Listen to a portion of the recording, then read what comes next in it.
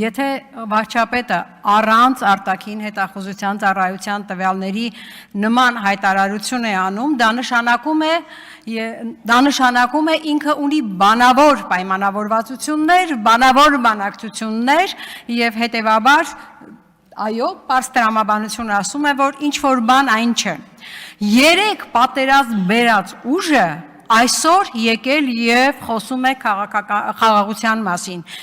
Երեք պատերազմ բերած ուժը այսօր փորձում է համեմատվել մի քաղաքական ուժի հետ, որի ղեկավարի իշխանության օրոք երկրում պատերազմ չի եղել։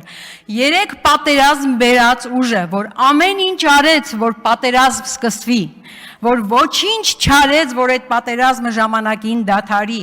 ամեն ինչ արեց, որ թշնամին հնարավորինս շատ առաջ գնահասնի Շուշի եւ Հայաստանի սահմաններ հենց այն տարածքներում, որի պատասխանատվությունը Հայաստանի բանակինն էր, ասել է թե մեր իշխանությանը, հիմա այս ուժը այսօր եկել խոսում է խաղաղության մասին։ Այո, դուք այսօր խոսում եք խաղաղության մասին, որովհետև դուք արդեն պատերազմ բերեցիք։ Պատերազմով վախեցրեցիք մեր ժողովրդին։ Ալեքսանյանն ասում է «Էտում երեխաների հաշվին», պարոն Ալեքսանյան, «Էտում երեխաների զոհերի հաշվին պատերազմը առաջ տվեցիք, Արցախը հանձնեցիք եւ դա համարեցիք ձեռքբերում։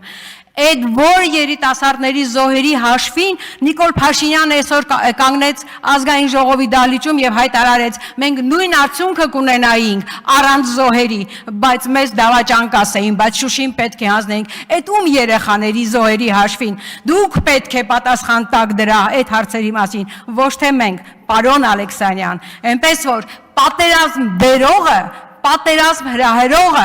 զոհերի պատճառ դարձողը երբեք իրավունք չունի խոսել խաղաղության մասին։ Ավարտեք եւ նստեք։